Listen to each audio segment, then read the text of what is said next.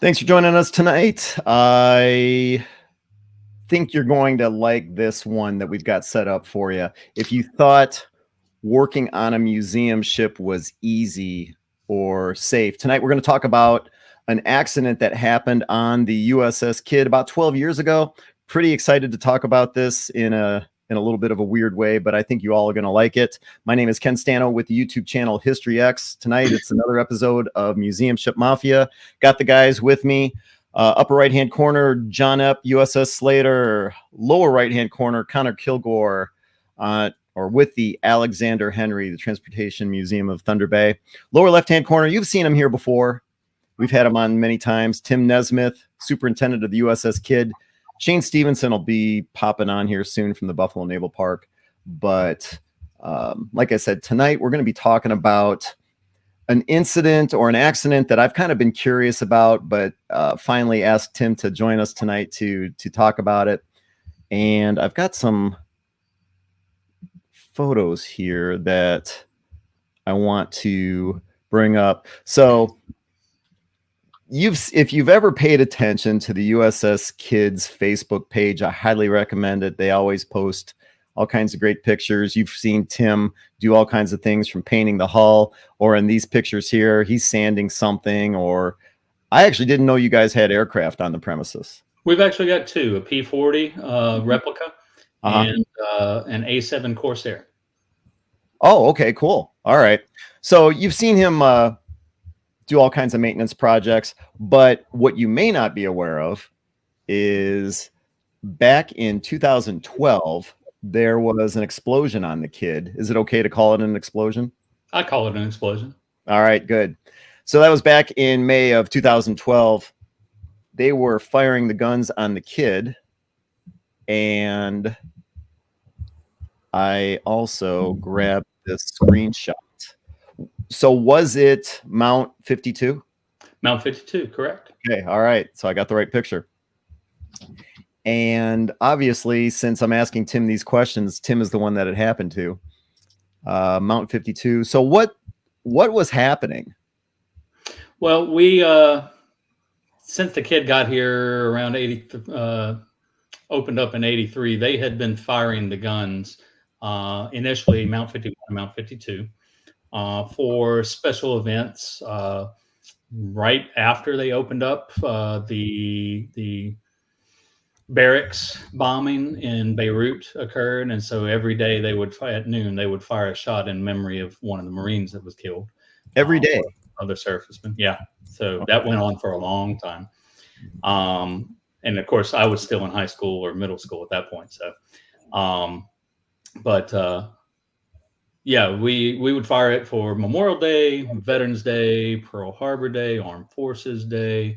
On July 4th, which is what this still shot is from, the video from, we would have I hate to use the term reenactment because it's not really a reenactment of any particular thing, but they would get warbirds to fly in and make mock runs at the Kidd, basically flying. We're right next to the I-10 bridge, so they had to be very careful not to get too close, not to fly over the bridge, not to fly under the bridge. But they would make a little racetrack pattern. North of us, come around, make a quote unquote bombing run at us. And they would set off explosives out in the river, like they actually dropped bombs and they missed us. And that went on for years and years and years. And eventually we got Mount 54 up and running because it looked weird that the front end of the ship is firing, but the back end isn't as they're going away. So we got 54 up and running. Jesse Eves, our ship superintendent at that point in time, got it running.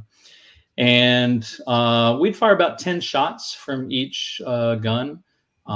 They'd make about 3 or 4 passes, and we'd fire those off. And people loved it.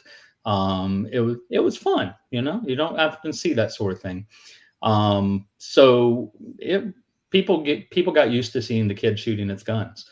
And so on the day that I got hurt, we had a military reunion. That was the other big thing that we would do. For a while, in the 90s and really early 2000s, we at various times would pop into and pop out of the top 10 destinations for military reunions. in the country. And that was all these World War II vets. There's a lot more destroyers than there are, battleships or carriers or whatever during World War II. And so all those guys were flooding down to Baton Rouge at various times. We'd have about 30, 35 reunion groups come through a year. And inevitably, when they found out we could shoot the guns, they'd be like, "How much?" And we'd charge them $20 a shot, something like that, and really didn't make any money off of it. That wasn't the point of it. They would come on board, and as you're looking at the ship right here in this picture, where the gangway comes onto the fantail, they would set up there with chairs and everything and a podium, and they'd have a memorial service for crew members that were lost during the war, or crew members who had passed on since their last reunion. And at the end of the memorial service, we'd fire off, 9 times out of 10, it'd be Mount 52. And just do a 3-shot salute. Every once in a while, they'd really want a 5-shot salute for each branch of the service, depending on what type of ship it was or group it was. Every once in a while, you'd get some gung-ho guy that would be like, "I need a 21-gun salute." And we're like, "No, because the mayor's office is right across the levee, and they're going to get upset after a while of us rattling their windows."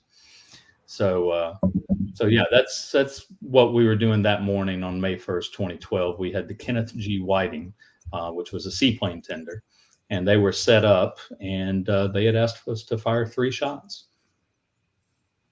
And okay, so for those of you that aren't aware, the submarine, the USS Cod, they can fire their deck gun, but I think it's propane that they put into the barrel.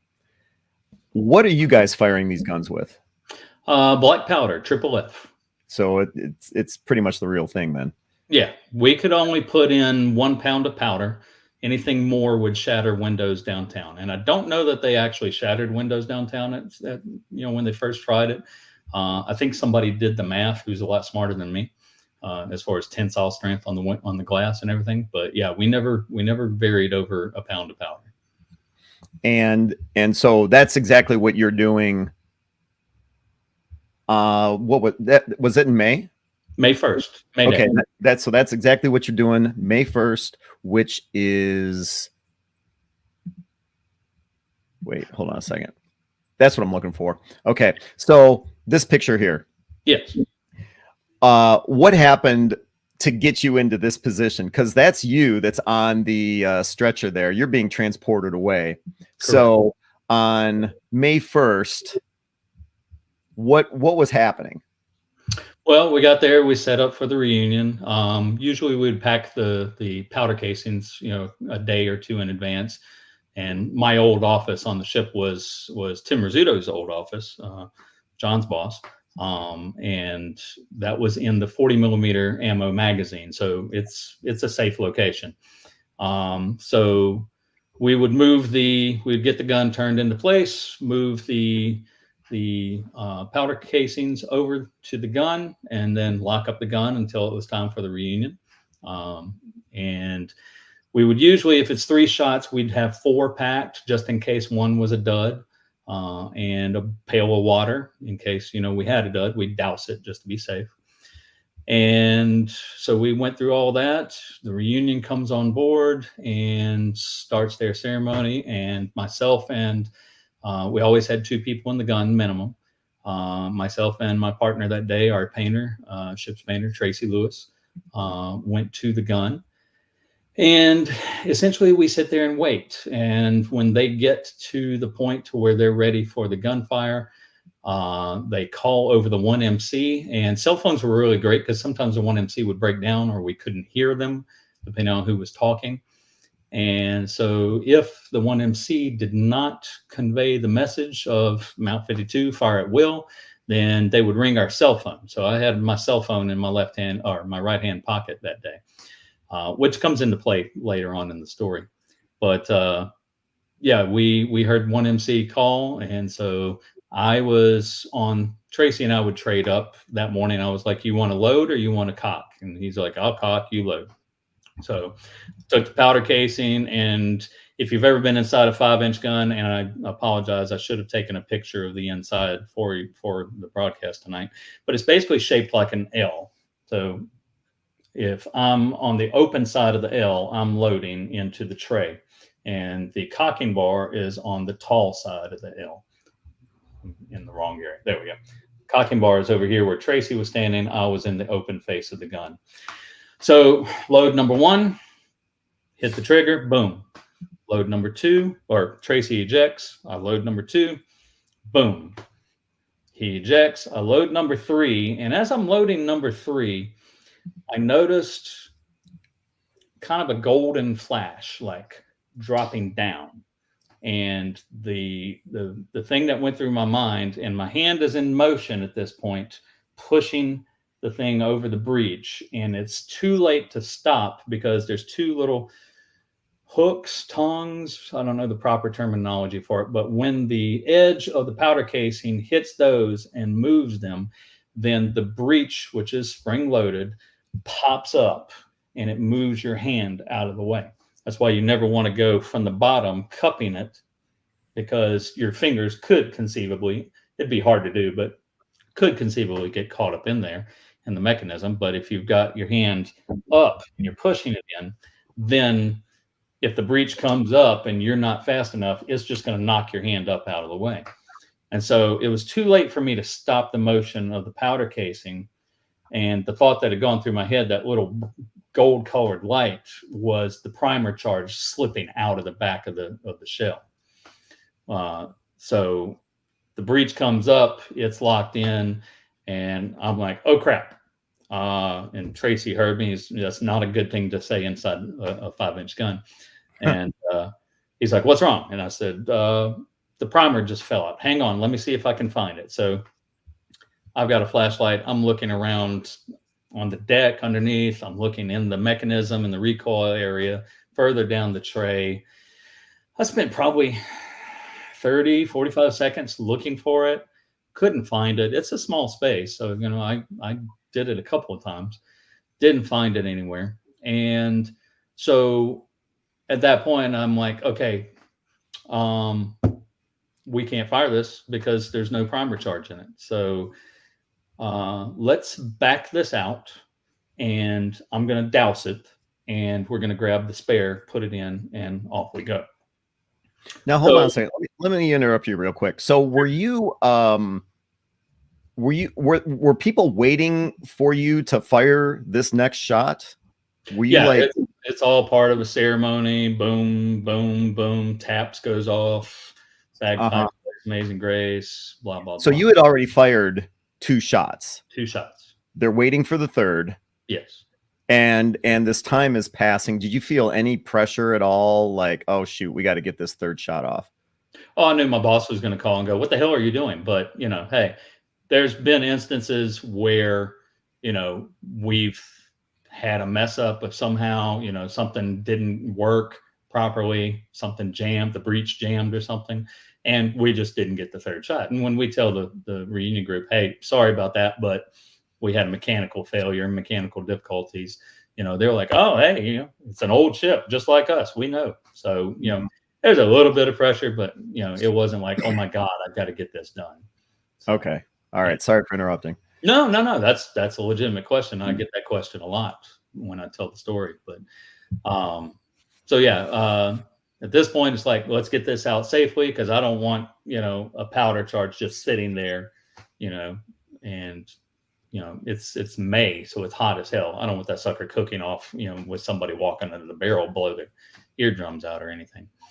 So I told them, I said, when we eject them, they don't come flying out like they did when they had 18 pounds of powder back in the day. They just kind of slide out. It's a little short round, maybe about a foot and a half long. And I told Tracy, I said, all right, I'm going to count to 3. You drop the bar, drop the breech. I'm going to catch this thing as it comes out, which it would just slide right back into my hand. And I'm going to lift it and put it in the bucket, which was right by my right leg. And he's like, okay. So I put my right hand out, because, of course, the ship is built for right-handed people. I couldn't have put my left hand out. And I said, all right, on 3. 1, 2. And then I said 3. And as I said 3, the cocking bar has a little curved hook that When you pull it back, it rides over this hook, and you hear a clicking sound. That's your little safety catch on the bar, so the bar just can't drop back and accidentally move the breech. And I hear the click as he pulls it over the safety catch, and then I hear like the sound of rushing wind, like I'm standing out in a hurricane, and there's this brilliant white light and the sound of, I always forget the name of it, the little sparklers like the little kids have on the 4th of July, that sound. And then it's over and it's black, and I'm blinking because I've kind of been, like brilliant white light and then darkness, and I'm like, what just happened? And as my vision clears, I'm not standing up anymore. I'm down on hands and knees on the deck of the gun, and I've got both of my hands in front of me, and everything is smoky. And you know how when pilots, when they have an like a crash or something of a airplane, they go and they pull the black box, and 9 times out of 10, it seems like the very last thing you hear is some expletive from the pilot or the co-pilot when they realize that I'm not going to pull it out. Mm-hmm. I dropped an F-bomb. I'm like, oh, F me. Because as my vision cleared, I can see my hands on the deck, and there's 5 fingers here and there's 2 fingers there. And oh, wow. So, okay, even though it was smoky and everything, you could at least see that. yeah, because I'm against this dark blue deck inside. So yeah, it was very visible.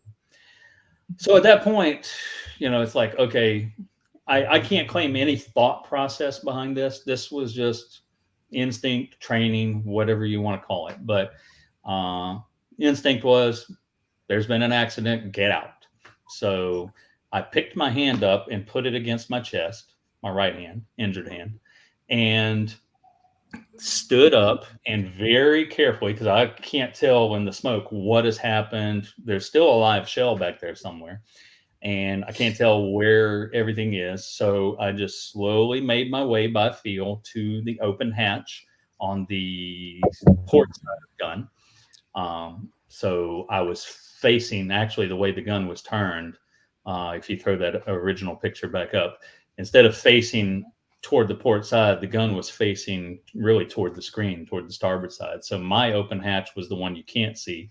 Mm-hmm. And that curve in the railing between the guns there, that's what I was facing when I got to the door, to the hatch to come out. You can't tell in this image here because it's too far away, but there's a handrail right on the corner of the gun, between the doorway and the corner of the gun. And then there's a 2-rung ladder beneath the door. And so when I got there, here's where some thinking started kicking in instead of just instinct. I'm like, okay, how the hell am I going to get out of this? Because I've only got one hand to operate with, and I've got a railing right there. If I do this wrong, I'm going to bounce off the railing and land on the deck down below, like 1 level down on the main deck. That's going to hurt. So I fiddled around a little bit and tried to go out frontwise and have my hand on the handrail, but that just wasn't going to work. So I turned around and went backwards like we normally do. I had my hand on the door frame, and I realized I'm not that tall, so I'm only 5'6", so I'm not going to make it with my arm extended all the way up where I'm holding now. So I grabbed real low and stepped out onto the rail, stepped down to the next rail, and then I had to, you can see how high it sits up above the deck. I had to just step on down. And so I had it as low as I could go, and right hand is still on the chest. And when I stepped, it felt like I was going down for, you know how stuff happens when you're in an accident, your adrenaline's going, everything, time just stretches out. It felt like I was dropping for like 6 years. And finally, I hit the deck with my feet, but I had momentum, and I don't have anything on my right side to stop me. And so I swung around, and I just banged right into the bulkhead of the gun. But I didn't fall over the rail and fall to the next level down, so that was good. Okay, now wait, hold on a second. I want to make sure I've got. So this ladder, yeah. You're talking about going down this ladder that we see underneath. No. No, you can't see. I'm talking about the two. I'm pointing at the screen. Yeah, Nobody. yeah. There's two little foot rungs below the open hatch on the gun. Oh, okay. Okay. Yeah, So you can't you're not talking about going down that housing that's under the mount. You're just talking about trying to get out of the mount. get out of the mount on the same level that the gun's on. Oh, okay. All But right. I'm trying to do it in a way because I'm pointing at the screen again. I got to put my hand in my pocket. Sorry. Well, that's all right. I do it too. I'm motioning with the mouse and everything, and you guys can't see what I'm doing with the Right, mouse. right. I'm Right trying there, not guys. Right to. there. Yeah. Yeah, exactly.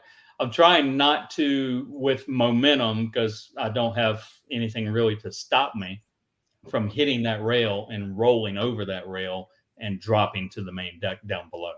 hmm Because it was very close. When the gun is turned almost all the way to starboard, that hatch is right above that netting. So. Okay. And then so basically what you're saying is you felt like you were trapped in slow motion. You said it took like 6 years. Oh yeah, it seemed just to go forever. Uh-huh. But that's just adrenaline, you know. Were your athletes talk about that too? Were your ears ringing? Were your eyes like stinging from the smoke? You know, I mean, what was that like? I really don't have any recollection of ringing in my ears. I don't remember because I was keeping my eyes kind of squinted because of the smoke and everything. And once I got out of the gun, then like I said, thought processes started kicking in at that point, and it's like when I got into the sunlight, if you've had a really bad sunburn and you get into direct sunlight, it feels kind of like insects are crawling on you, right? Mm-hmm. So because it's just reacting, the burns are reacting to the sunlight, and I felt that on my face.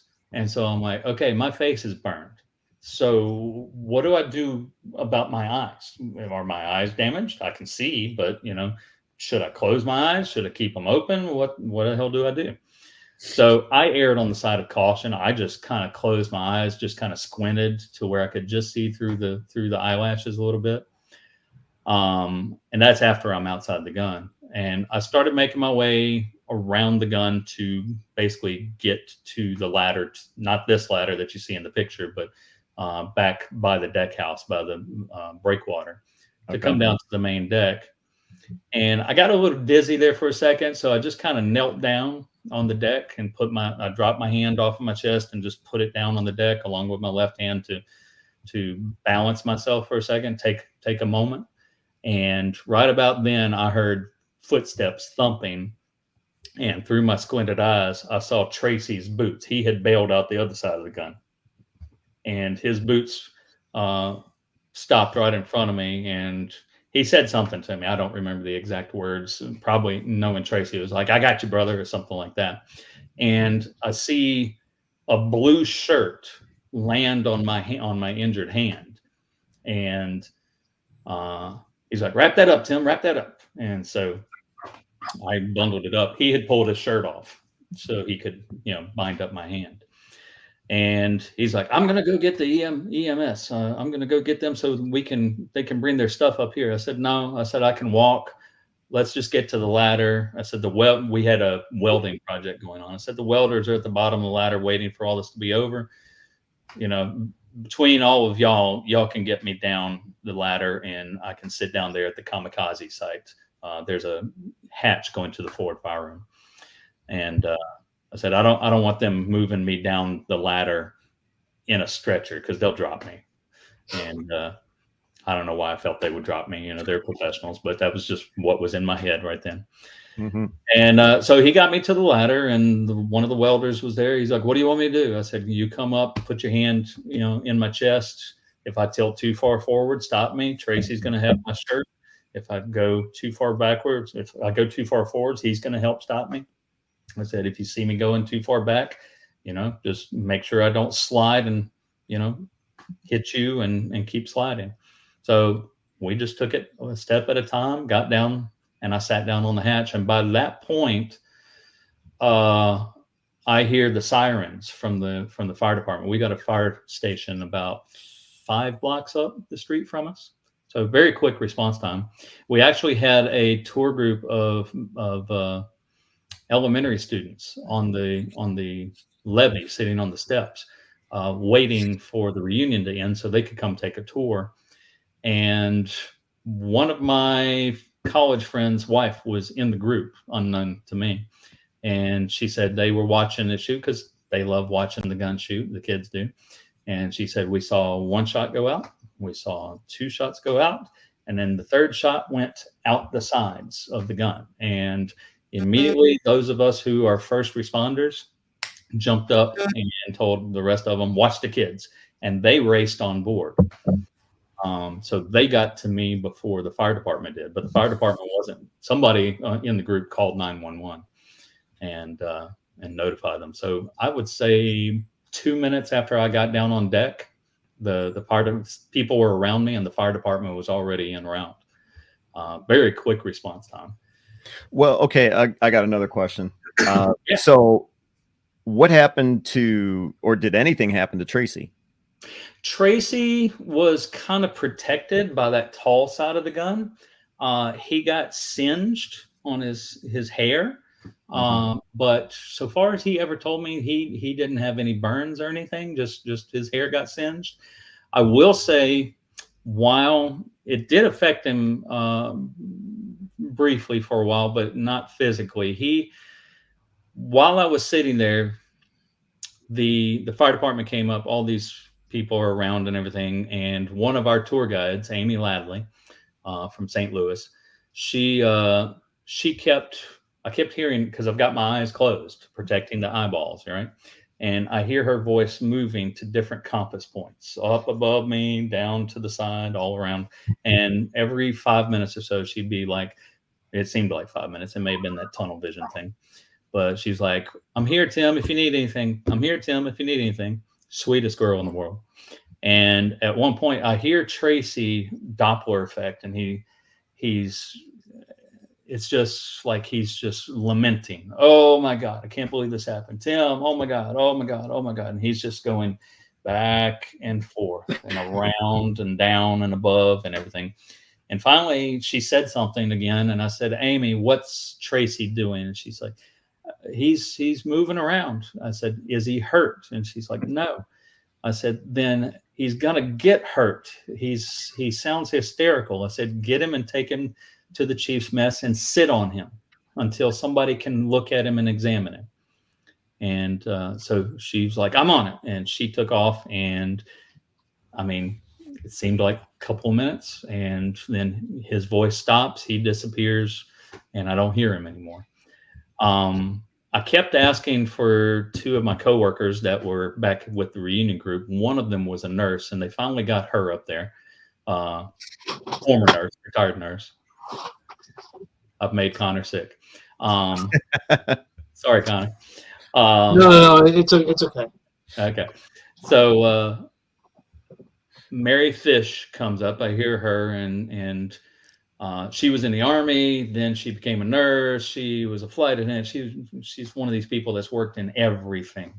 And so I wanted her for her medical background and for her military background in this instance. And she's like, Tim, I'm here. What do you need? I said, I need you to grab a fireman. She's like, okay. I said, I need you to go to Mount 52. There's still one live shell. I had seen the live shell sitting in the box, the crate that we would carry it in, wooden crate, carpeted. I said, I need you to get that shell, and I need you to take it back to my office, lock it up in the office. That way nobody gets hurt if they go, looking around in the gun for after action reports. And she's like, okay. And I said, and I need you to find my fingers and give it to the paramedics. And she hadn't seen my hand at that point. The fireman had come up at one point before this, and I had told one of the young welders when I got seated, he said, what can I do for you? I said, I need you to grab hold of my shoulder, put your thumb in my armpit. And this is a big, beefy boy. He had huge hands. I said, I need you to wrap your fingers on top of my shoulder, and I need you to squeeze down like you're trying to rip my arm off. And he's like, okay. And he did it. And I said, no, you got to do harder than that. And so he squeezed harder. I said, harder, come on, be a man. And so he put some force on it. And he's like that? I said, yeah. He said, what am I doing? I said, you're keeping me from bleeding out. And he's like, okay, because I've got my eyes closed. I don't know what's happening with my hand. And that was my first thought. And so the firemen eventually get there, and I hear this. What were you trying to have him do? Pinch off your brachial? Huh? What were we trying to have him do? Pinch off your brachial artery? If that's what it's called. Yeah, the artery going to the arm. Oh, okay. Huh. So, because I've always been trained in first aid classes that tourniquets are bad. Tourniquets are bad. So I was like, okay, well, this, he can release and grip, release and grip. Mm-hmm. So I hear a fireman get there, and he's like, what are you doing, son? He's like, I don't know. He told me to squeeze his shoulder like I'm trying to rip his arm off. And so the voice was up above me, and then I hear the voice kind of lower down to my level, and he's like, he tapped me on my knee, and he said, son, why do you have him doing that? And I told him, I said, I've always been told tourniquets are bad. I said, I don't want to bleed out, but at the same time, I don't want to cut off blood flow to, damage the arm. And he said, no, that's a good idea. He said, but we don't have to worry about that. You can let him go, son. And the welder let go of me. He said, and he tapped my knee again because he saw I had my eyes closed. And he said, your hand is cauterized. He said, you're not going to bleed out. I'm like, okay. No kidding. And then he is talking to me, asking me questions and everything. And I asked him, I said, so what do I do? I said, my face is burned, right? He said, yep. I said, so what do I do about my eyes? Do I open them? Do I close them? What do you want me to do? He said, why do you have them closed? I said, because I don't know what to do with my eyes if my face is burnt. And he said, I said, I erred on the side of caution. You can always reopen my eyelids, right? And he laughed. He said, yeah, that's true.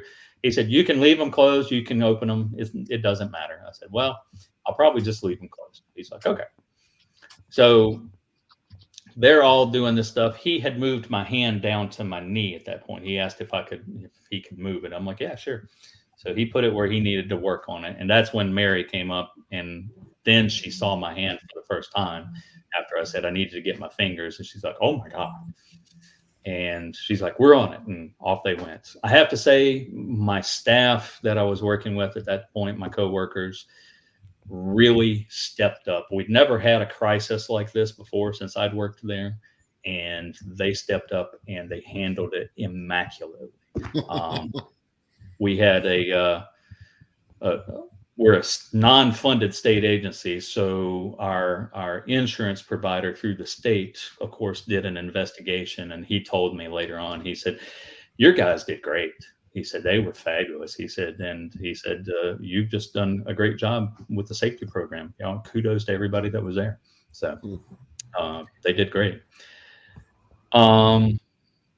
At that point, they said, we're going to load you up. And we actually did a video of this. Ryan and Libby did something on New Jersey's channel last January 23, where they blindfolded Ryan and talking about positional awareness and let him find his way from somewhere down in the bowels of the ship and move up to the main deck. And so I talked to him and I said, you guys did a great job. I said, that's exactly, the same sort of thing I went through with my accident. And I told him, about what aspect of it. And he said, you need to do a video. You've got practical experience. So we did a video. You can go to our YouTube channel and see it. It's called Positional Awareness. And is that the one where it's like pitch black and you're trying to? Yeah, basically. I've seen that one. Yeah. You've seen that one? Yeah. So yeah, we mimicked it with a camera and some filmy material over the lens. So basically you see light or you see dark, one of the two. And in that way, I was able to track my movement off the ship when they loaded me up and took me off. And I honestly surprised myself with knowing where I was on the ship, because they loaded me up and they're like, let's go. And they take off and I'm in the bright light. It's about, by this point, probably 10:30, 11 o'clock in the morning. Sun's well up and it's May. And so it's bright, and then all of a sudden it goes dark, and then it's light again. And it wasn't just a hazy, kind of gray dark. It was black dark. And I'm like, oh, I just passed under the 40 millimeters. And we're going along, and they shifted me hard to one side. And I'm like, okay, that's the 20 millimeters. And then there's this little kind of shadow that I went through, and it's like, okay, that's the life raft. And then they kind of stopped and they're kind of easing me around something. I'm like, okay, that's the hatch next to the depth charge track. And not saying it, I'm just thinking it because I'm laying there doing nothing, right? I got nothing to do now. And then there's that awning that's at our quarterdeck, and that was dark, dark again. I'm like, okay, I'm under the awning. And then there's a bump and then and you're going up the gangway. Just it's a graded gangway, metal, aluminum. And then we hit smooth concrete. Yeah, that one there. Oh, wait. It's smooth concrete coming out of that gate in this picture. And I'm lost because I got no shadows. I got no sounds. So I'm waiting to go under our observation tower because there's a very sharply angled plate, lap plate that where the two pieces of concrete don't perfectly match. And so it's a jolt when you're rolling a cart or something over it. So I'm waiting for that. And we stop and the lap plate never happened. And I'm like, where am I? And I crack my eyes open and there's red and white up above me. And it's the drop tanks for the A7 jet. And in that other picture that you showed of me going down the levee, that sucker had positive traction. I was leveled out. I never even knew I was going down a levee. So they got me down the levee without me knowing it. They tricked me and loaded me up in the ambulance and off we go. So if you guys are just tuning in right now, we've been talking to Tim Nesmith. If you're not aware, he was involved in an accidental explosion on the USS Kidd. I guess now it's 12 years ago, right? Almost 12 years ago. Yeah. And I started the broadcast out by saying if you thought working on a museum ship, wouldn't be dangerous or anything along those lines, it was May 1st, 12 years ago, that the third shot just went wrong. And that's what Tim's describing. So I've been asking all the questions. John, Connor, or Shane, what questions do you have for Tim so far? I don't want to one up Tim, but I did cut my finger today at the ship. Yeah? Yeah. How did that go? Got a band-aid. Okay. Shane, Connor, you guys got anything? Worst injury I've ever suffered aboard the ship is probably like, I don't know, I poked myself once in the No, my question was, had anything like this happened before, to your knowledge, in the museum fleet? Or, yeah, because I'm not sure if anyone had ever experienced this before or not. And the other question was, did this bring an end to you guys firing the guns on Kidd? As far as if it had happened in the museum fleet, I can't answer that. I don't know. I've never heard of it, but that doesn't mean it hasn't happened. I do know that some reenactment groups, like Civil War reenactment groups with the cannons, that has happened. In fact, I found out from the state trooper that ended up investigating, a couple of different investigations behind this. The state police had to do an investigation. All the alphabet agencies, when this accident happened, immediately perked up and went, who's been watching these guys? Who's in charge of monitoring these guys? And the fingers started pointing. You had ATF, you had state police, you had Coast Guard, back and forth. And, as they started going back around handyman, I like that, Dave. Thank you. It's a new one. I haven't heard that one. Seriously, I haven't heard that one. As they whittled it down to whose responsibility, whose jurisdiction it was, it fell to Louisiana State Police. And he told me while he was interviewing me at one point that probably less than a week after my accident, over in Lake Charles across the state, they have something called Contraband Days. It's a weekend-long festival. And they had some Civil War reenactors, and they were firing off their smoothbore cannon. And unfortunately, a couple of them had been imbibing, which was against the rules, and they admitted it. And one guy went to do the rammer, or not the rammer, but the I don't remember the name of it. It's the fuzzy ended rammer that cleans out the cinders. It's wet. The swab. Swab. Thank you. Yeah. The swab. And he went too soon because he was feeling the effects of the alcohol and his timing was off. And they fired it right as he put his hand in the way and with that swab. And he got the exact same injury that I did. Really? Yeah. So. Wow. So it's when you're messing with these old weapons, it can happen. Tim Rizzuto, in fact, told me, he called me in the hospital and was talking to me about it, and I described the accident to him, just like I did to you guys. And he told me about a similar incident during those Beirut shots that they were doing to honor the Marines. And he had a similar misfire, but his did not go off like mine. Mine was kind of a perfect storm. But he said, he looked down, saw a little bit of smoke from his, and he threw it out the door and into the river and doused it that way. So Tim came very close. There's folks that probably have come close over the years, but in my instance, the little flash of gold that I saw that I thought was the primer, I now believe was actually reflection from one of the passing tugs reflecting off the backside of my eyeglasses and passing, and therefore it's going down. And I say that because I've had that happen a couple of times working on the ship, and I see this gold flash, and I'm like, whoa. And I'm looking around, and the only thing behind me that's reflective, that's light emitting, is the glare off of one of these tugs' pilot house windows. So that's my theory for that. But it worked, like I said, like a perfect storm, because if I had not seen that light going down and thought that the primer had fallen out, then I would have hit the trigger and the gun would have gone off or nothing would have happened. Ultimately, we know that nothing would have happened, because that's the first crucial point there, is I didn't hit the trigger.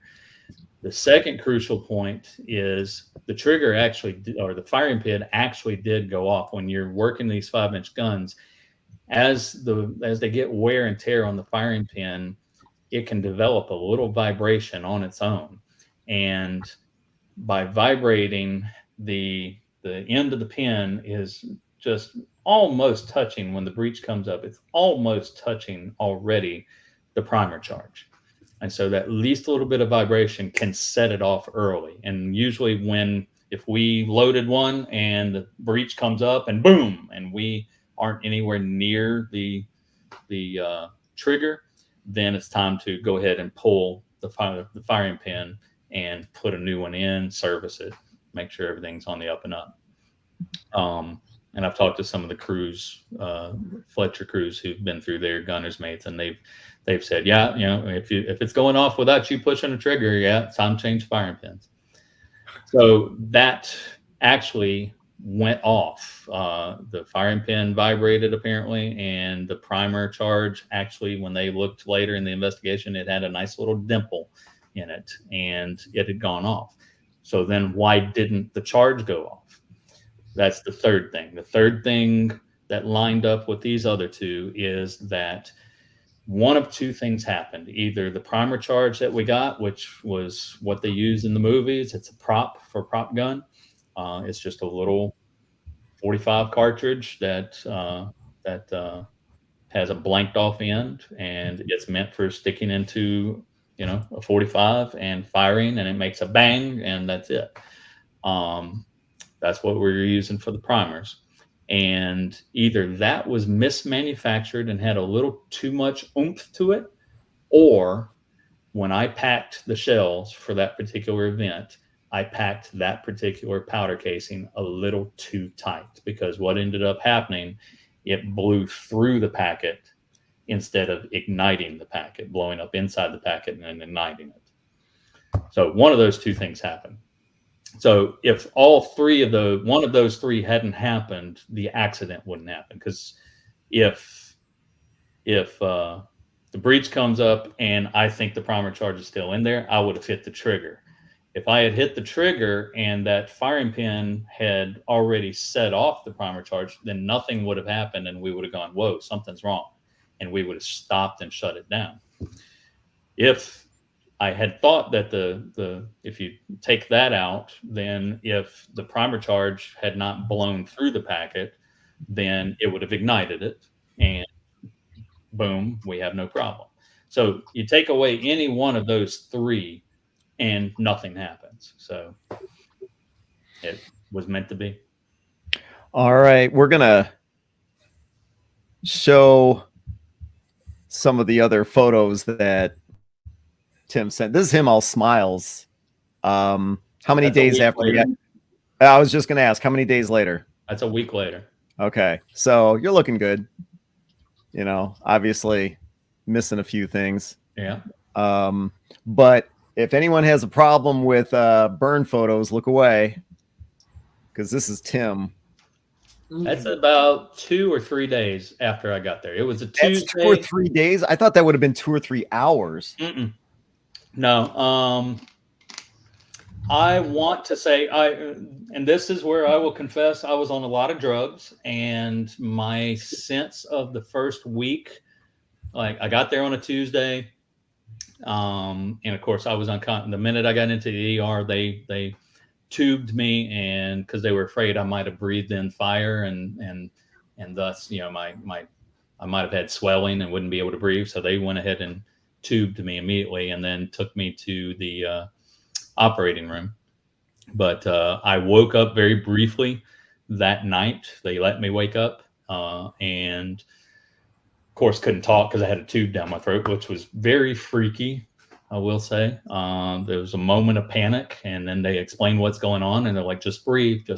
And I started trying to ask questions and can't talk, and so I'm trying to write in the air, and so the nurse was like, here's a pen and a paper.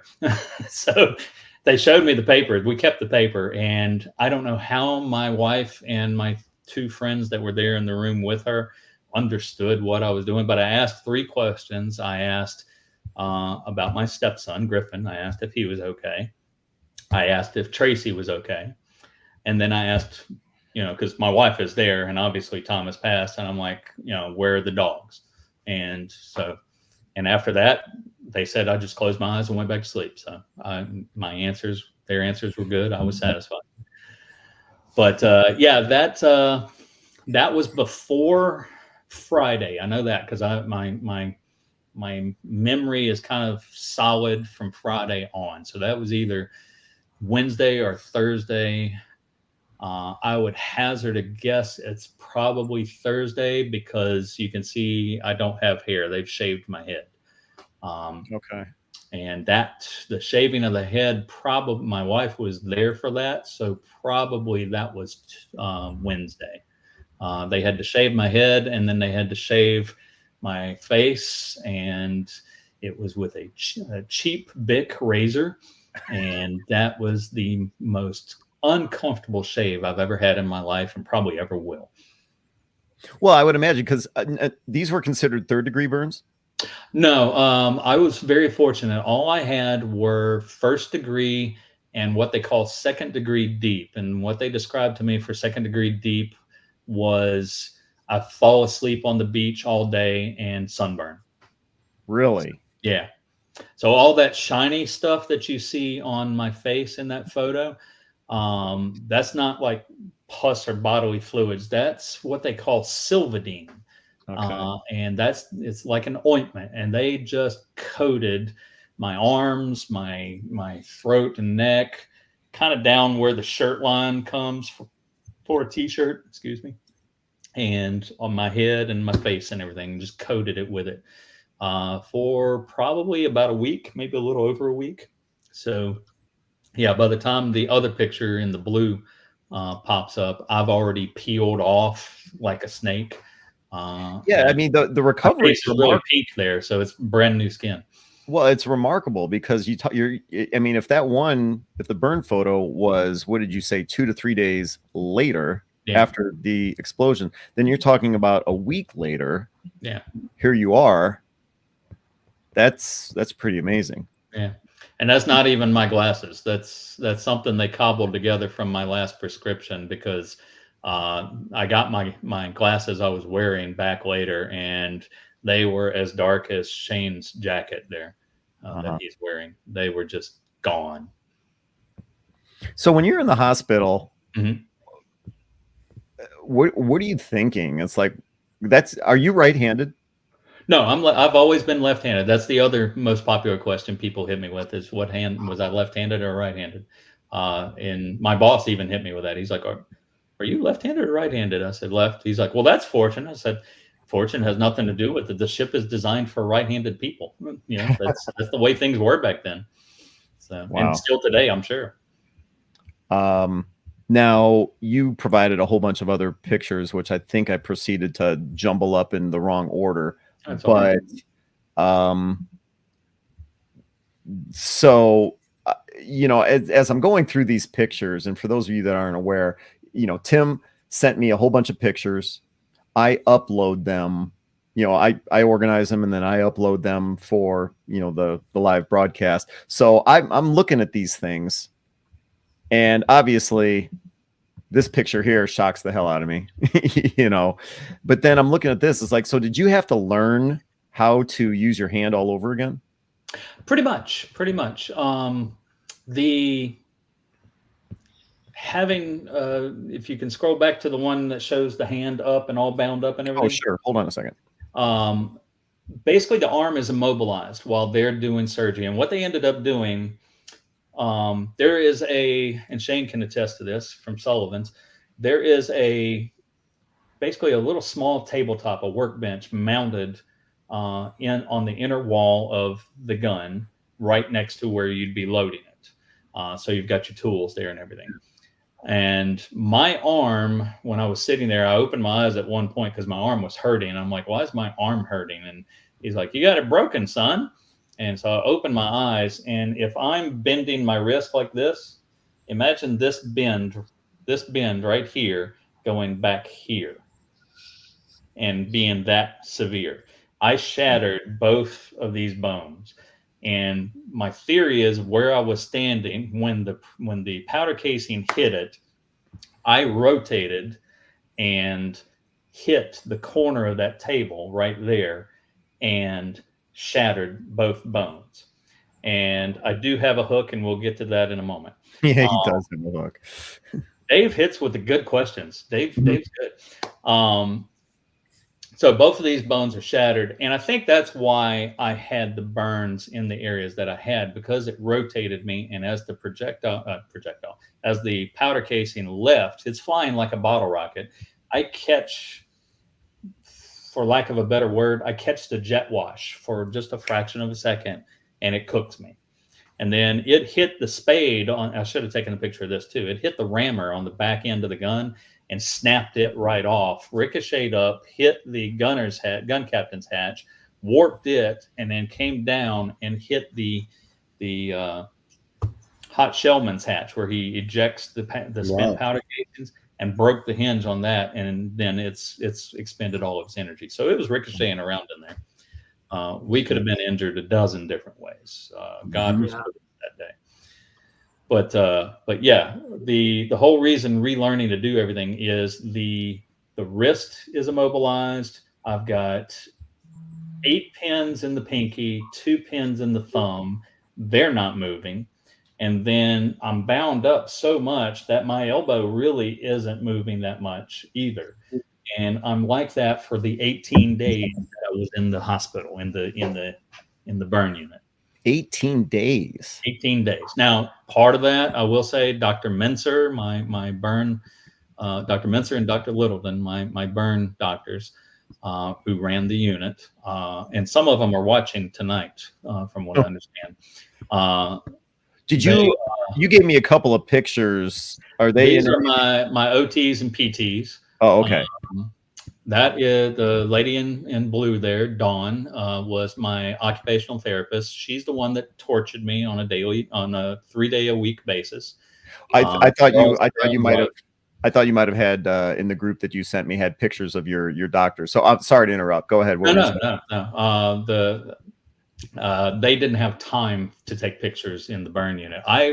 As bad as my injuries might sound, I was the least injured on the burn unit. They have two.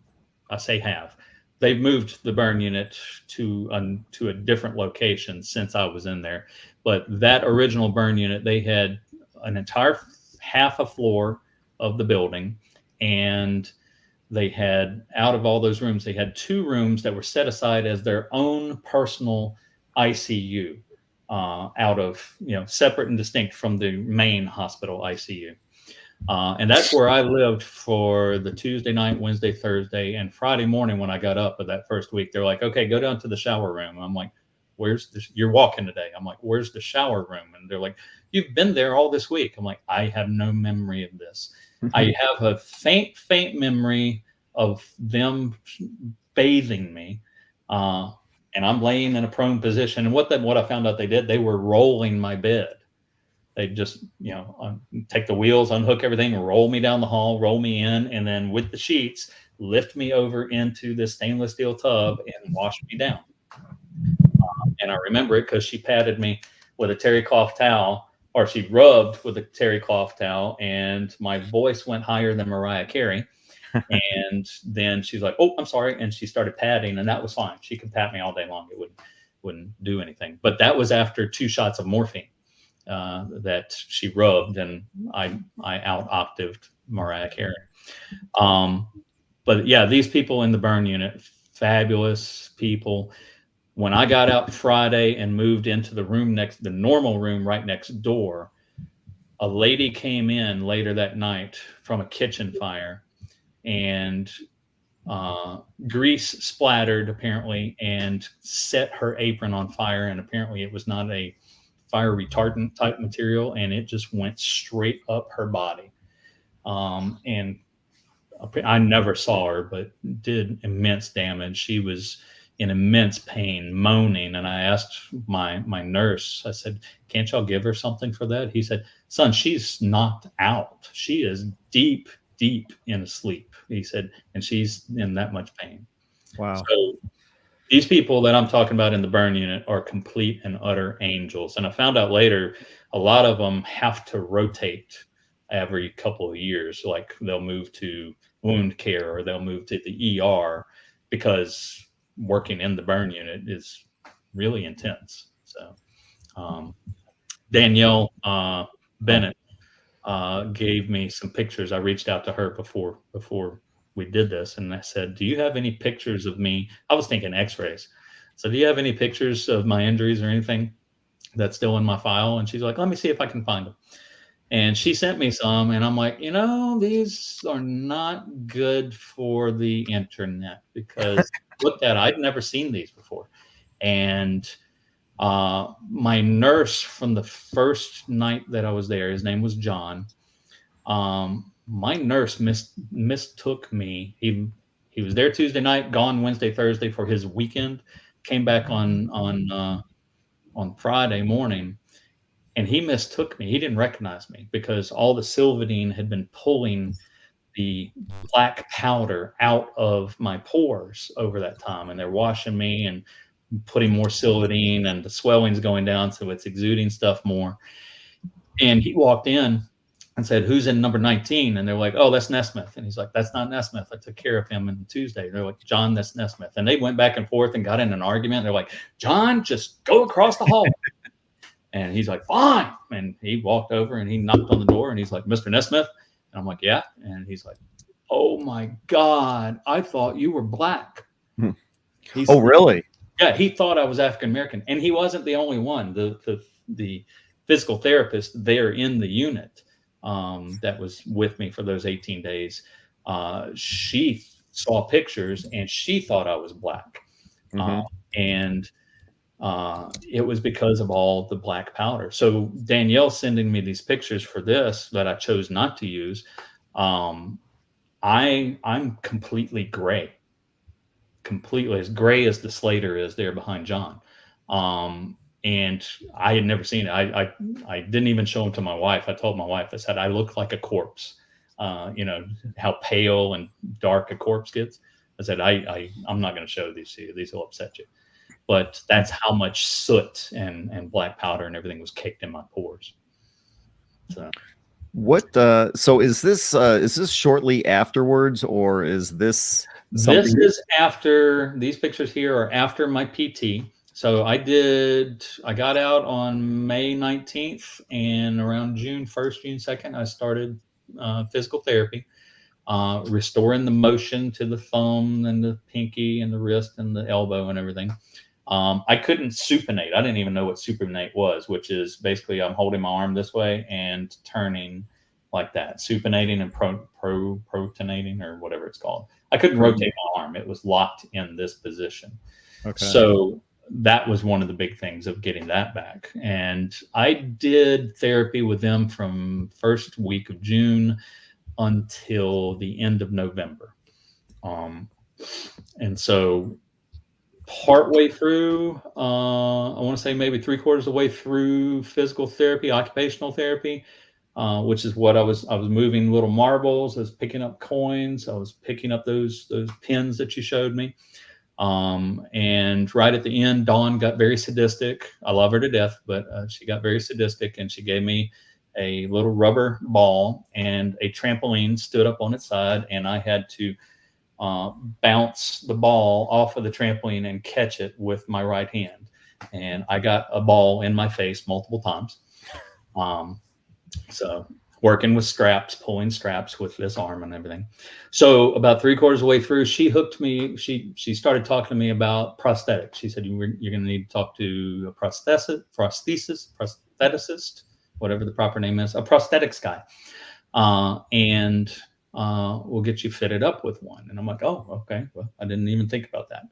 So they brought a couple of different companies in with me. Ultimately, I chose Hanger Prosthetics, partly because they've been around since right after the Civil War. Old Man Hanger was a Confederate veteran in the First Battle of Manassas, and the Union shot a cannon into the barn that he was hiding in with some of the other Confederate troops that they were sniping from. And the cannonball came in, bounced, and took his leg off below the knee. And the government after the war was giving Union veterans and Confederate veterans, wooden legs, and they sucked. And so Hanger took and designed his own, and the government liked it so much. It was so much better. Other veterans were raving about it, that he would make them one. So he patented it, and then the government paid him to make lower leg prosthesis. So I'm like, it's been around 100 years. Plus 100 plus years. And if it's good enough for a vet, it's good enough for me. So these guys fashioned the hook that you saw earlier.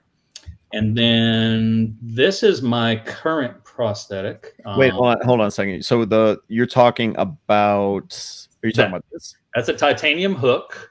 It's held onto my hand. It's molded. They took and molded my arm and my hand. So it's custom made for me. Nobody else can wear it comfortably. It's held on with just a cinch and Velcro. Excuse me. And if I've got something that just needs to hook on and walk, I hook onto a suitcase, I hook onto a bucket, and I walk with it.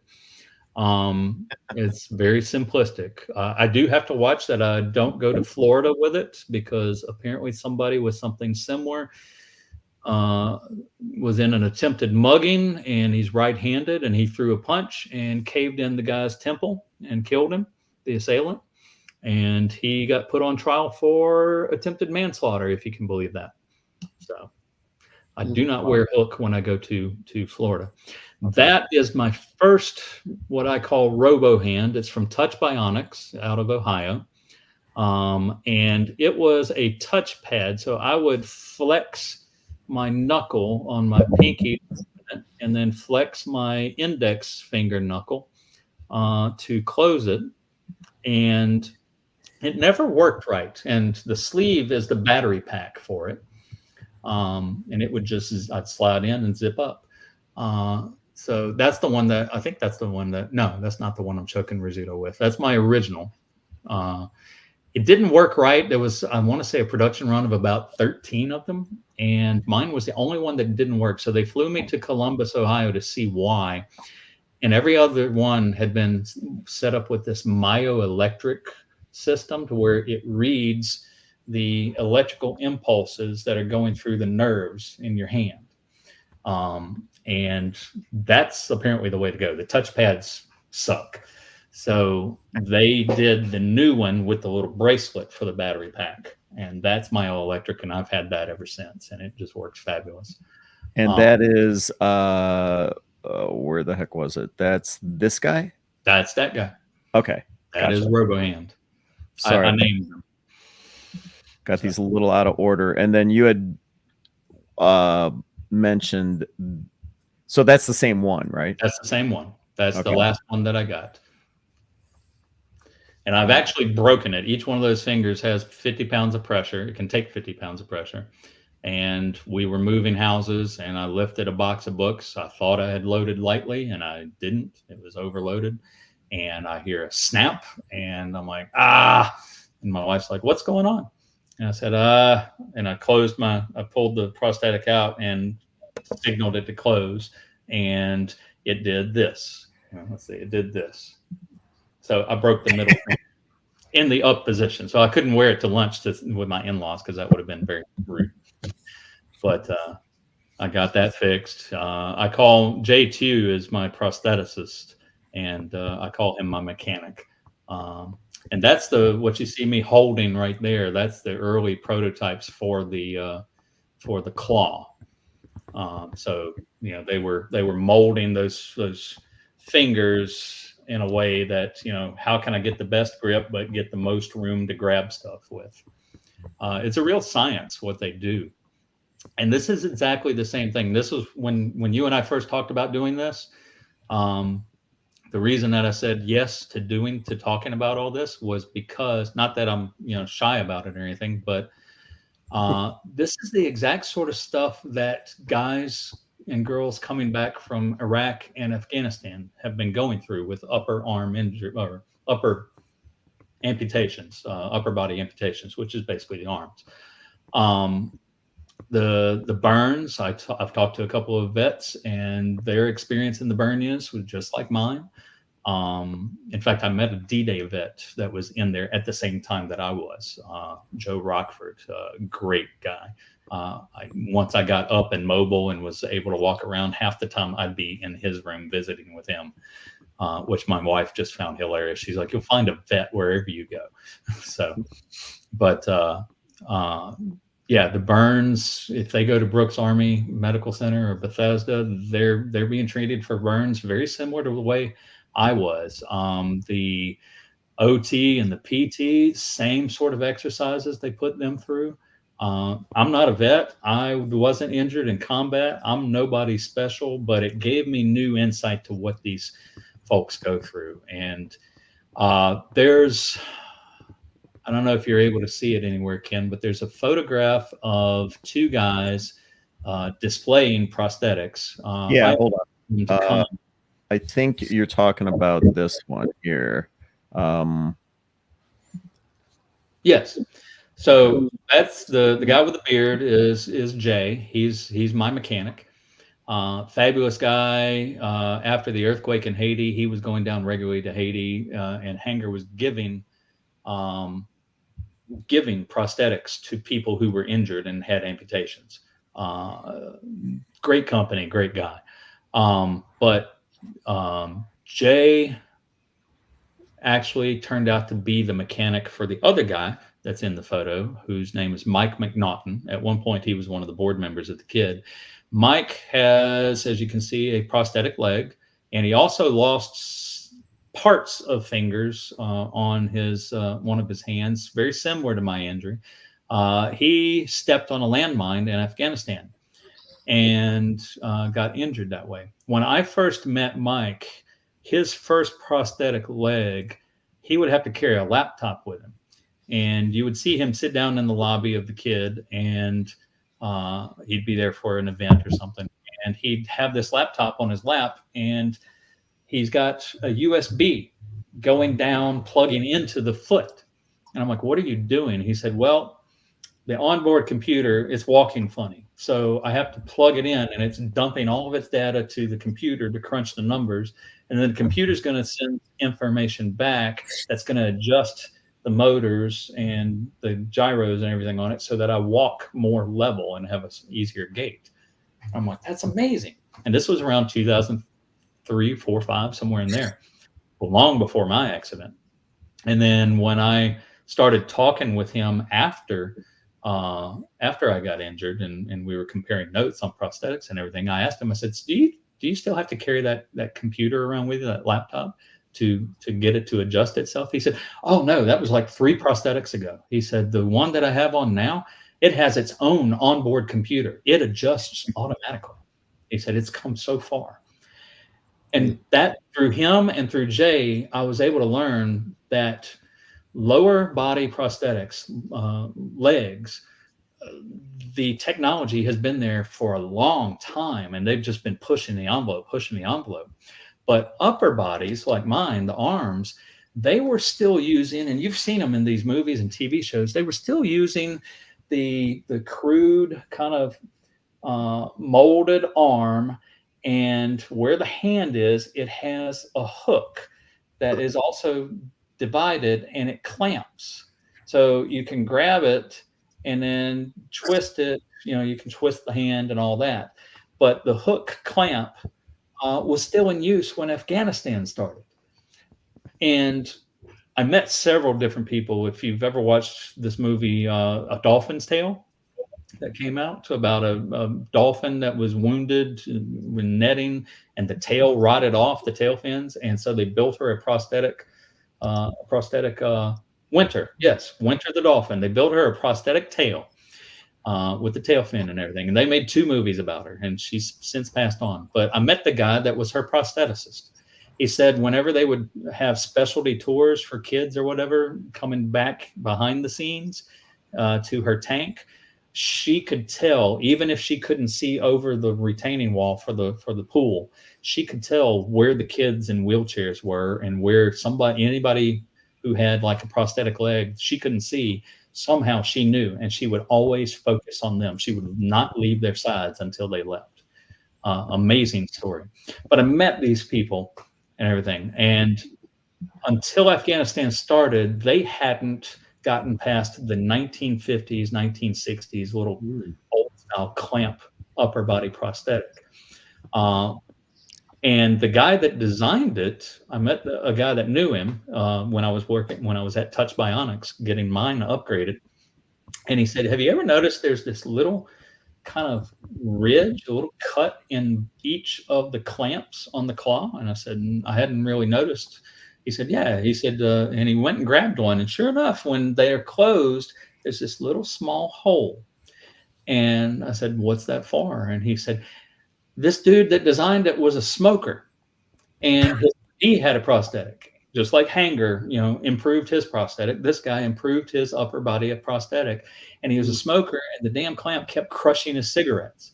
And so he carved out a little hole where he could clamp down on a cigarette, not crush his cigarette, and he could still smoke with his prosthetic. He said his design, and this is a wire type thing, not electrical or anything. It's just wires and pulleys. You wear a harness, and the way you close it, you rotate your back and your shoulders, and it clamps down. And he said it was so popular when it first came out that they decided to patent it and mass market it to everybody. And that became the standard for decades. Even for kids, they downsized it, scaled it down. So if you see pictures of a little kid with one of those clamp type things, they copied it perfectly. So this little kid has a cigarette hole on his clamp so he can smoke. Not really smoking, but that's how slow the upper body stuff was. When mine came along, they were actually DARPA. It's an outgrowth of DARPA, the military think tank. The guys at DARPA were sitting around there watching Empire Strikes Back, and they get to the end of the movie, according to this guy, and they're fitting Luke Skywalker. Everything comes back to Star Wars, Shane. It really does. He's hitting Skywalker with his robotic hand, and this guy jumps up and pauses the movie, and everybody's like, "Whoa!" And he says, "This technology is within our grasp. Why are we not doing this?" And so that's where the genesis of like my prosthetic, and then this one that you see in this graphic that I did for our kid keynotes presentation, which Jay came to and presented at. That's called informally the Luke Skywalker hand, because just like Skywalker's thing in the movie there, it works off of thought. And it was in production, not production, it was in the experimental stage when mine came out. Mine was cutting edge for a couple of years until this thing started coming along. At that time, it was not just for the hand like mine is. It had to have pretty much the forearm gone. And if you had the little stump right here, then you could be fitted with one of these for the experimental purposes. There is a nerve cluster right about here. And they do a surgery and they put in a Bluetooth type attachment into the nerve cluster. And then you put the arm on, turn it on, and if I'm going to point just as fast as I'm pointing there, and the synapses fire off through the nervous system to go to my finger, if I'm wearing the prosthetic, then it travels down and the electrical impulse, the command, hits that nerve cluster, hits the Bluetooth signals off to the hand, and the finger points. It's faster than my prosthetic. And they're actually now out in production and people are beginning to use them, working off thoughts. That's now I've heard that some people reject their prosthetics and they decide, you know what, I'm better off without it. And did that ever occur to you? No. I, like Connor said, he's never seen me use it or anything, but from my vantage point, it's a tool, and I use it for what it works best for me for. And the more I visit, I'm reading the thing off Michael's comment. The more I use the prosthetic, and like if I left it on all day, all the time, all the work that Dawn and the PTs and OTs did on my fingers, my wrist, my arms would go away. My arm and everything would begin to lock up again. So I use it when I need it, and then I set it aside and I do everything else without it. It's hard to type with a prosthetic. I'm not at 150 words anymore a minute, but I've had people tell me, you type really fast for not having all your fingers. And when it comes to the work you do on the kid, your museum ship work, you sent some pictures of you doing all kinds of stuff. I almost went back in the hospital with that one. with this one? Yeah, that's a hog ring pneumatic gun. So I'm hog ringing the ropes together to make snaking for the railing, and doing it with 2 fingers versus a whole hand was a learning curve. And I was having to, twist a certain way to get it lined up and then pull the trigger. And I pulled the trigger at the wrong moment, and I hog ringed half of a ring into that little fleshy part underneath my thumb there. And I was hooked to the actual rope. I had to figure out how to get it out without just screaming. So, I bring these pictures up, and here's another one, because Rob, Connor's dad, put this in the comments. He said, when it would have been easy after this accident of yours, when it would have been easy to walk away, you obviously kept doing what you were doing with the kid. Did you ever have any inclination of, or any thought that, you know what, screw this, I'm done with this? No more USS Kid, no more museum ships. I never had that thought. And more than one person has come up and said, dude, you should be owning the ship. You should have sued. And I'm like, it's an accident. Accidents happen. And how can I sue when I'm the guy that was in charge of the gun? It was very gratifying. Our safety guy with our liaison that did the investigation with the state. He visited me at home while I was still recuperating and interviewed me about what went on. So I went through the whole spiel just like I did with you guys, but ad nauseum. He's asking questions and I'm elaborating and everything.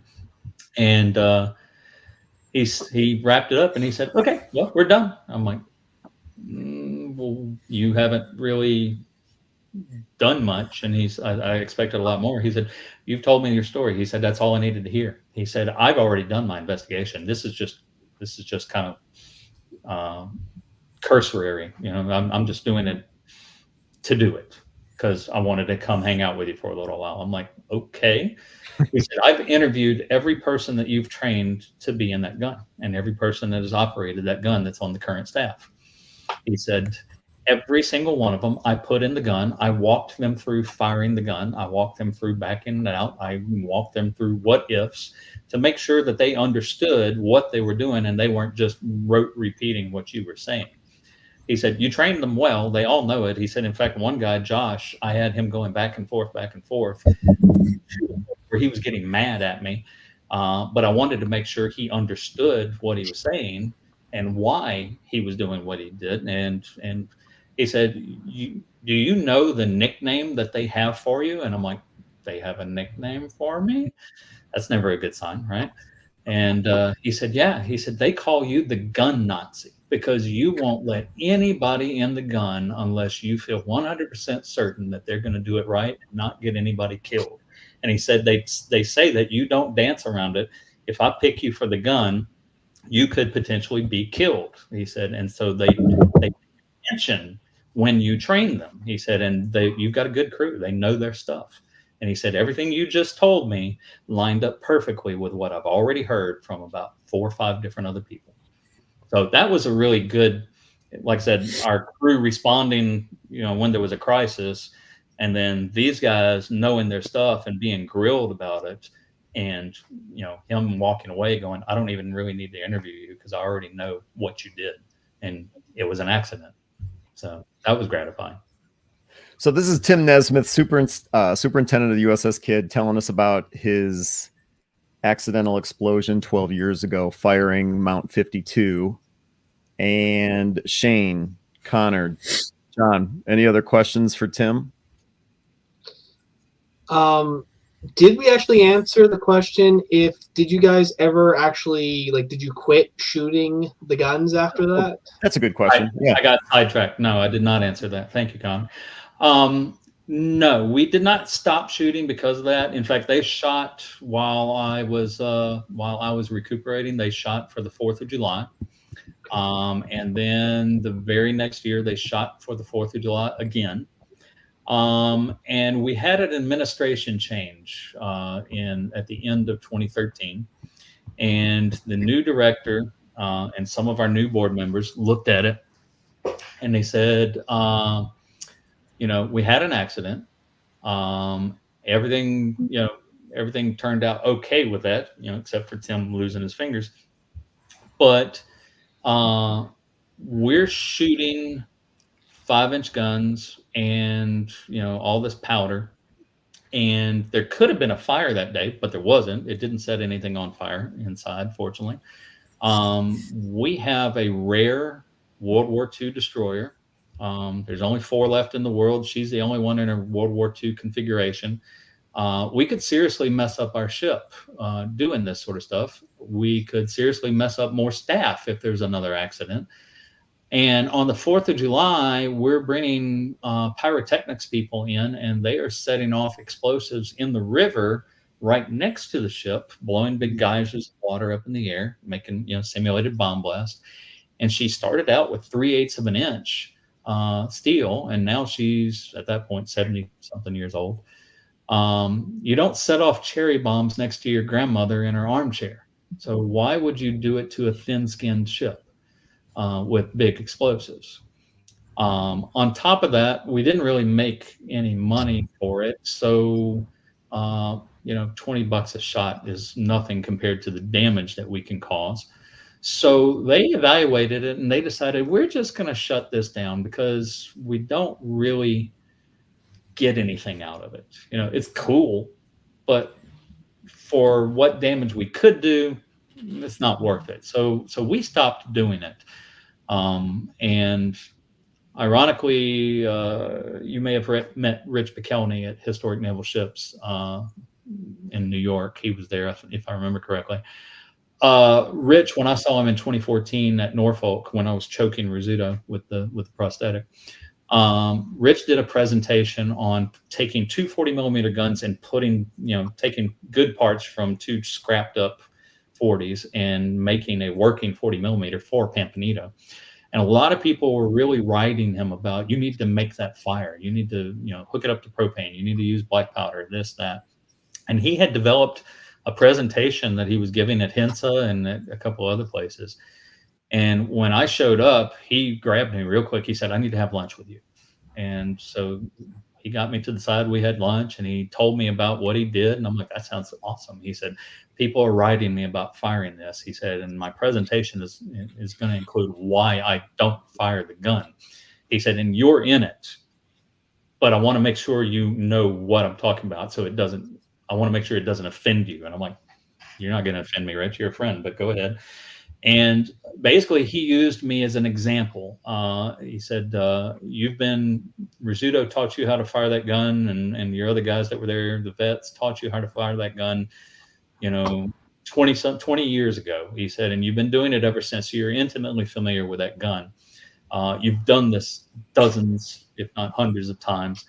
He said, everybody always says, when I say, I don't want to mess with black powder, I don't want to mess with propane, somebody can get hurt. They go, oh, but those are yahoos that get hurt. He said, Tim is not a yahoo.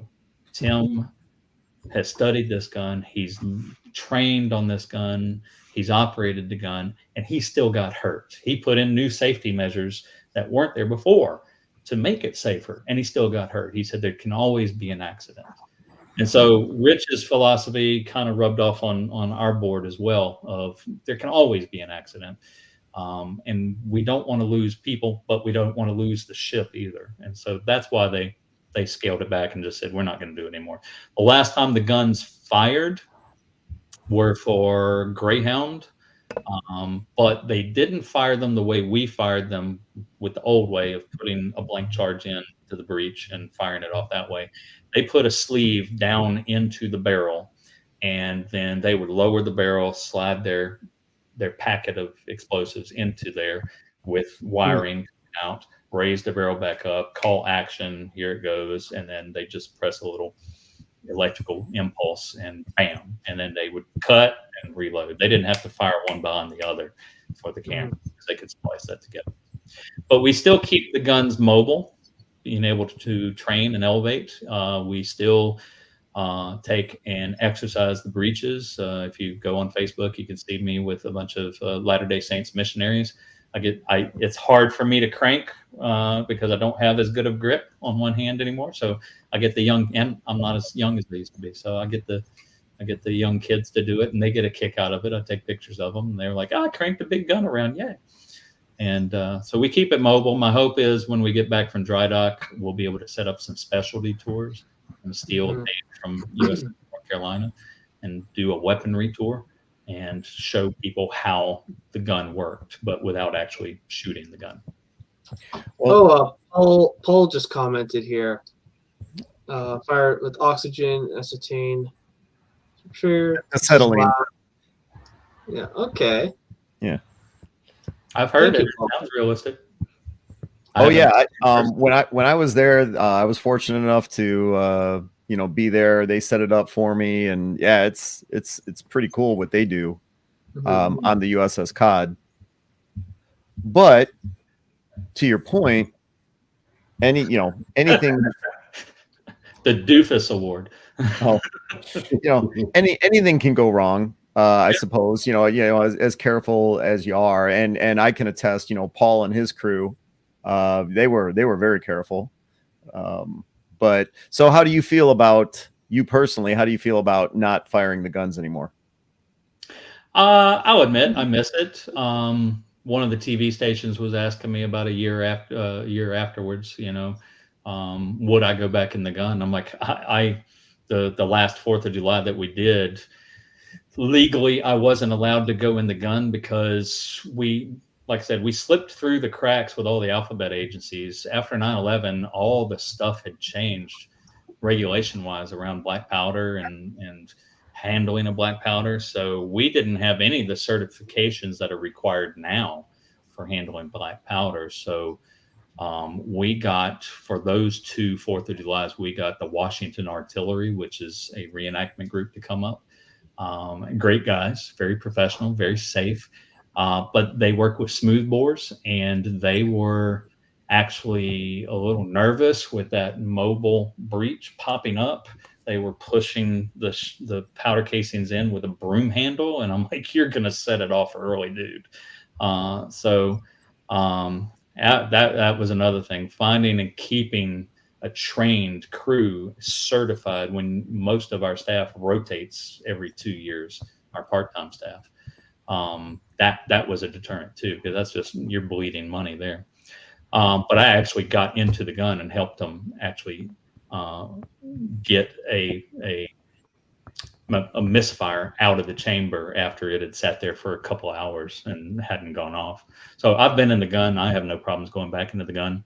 And I told the news station, I said, I have more danger driving the 15 minutes from my house to the kid on the interstate every morning and going home every evening than I do getting in that gun. And I stand by that assessment. There's people that are crazy on the highways. So, I mean, so you do miss it then? I miss it a little bit. Yeah. Yeah. Mhm. I understand the reasoning behind it, and I agree with it. She is old, and she's not one of a kind. She's one of 4, but she's the only one that can go back as far as she has for World War II without excessive cost. And for us to play Russian roulette with a fire or an explosion, we could have seriously hurt the ship that day, not just me. Mm-hmm. I didn't have it prepared, but I was able to. This is, let's see. So this is me when I was on the COD, and I think this is a 3-inch that they have set up to fire with propane. And like Paul said, it's just as loud. It's pretty impressive. So it was a thrill to see. But then, as you said a few moments ago, I can totally appreciate how, it's an old ship, and you don't. Oh, it is a 5-inch. Okay, it's an old ship. And there's Rich. Hello, Rich. Hello, Paul. Yeah. Mm-hmm. Let's see. All right, you mentioned it a few moments ago. The kids going into dry dock. Yes. How is that going?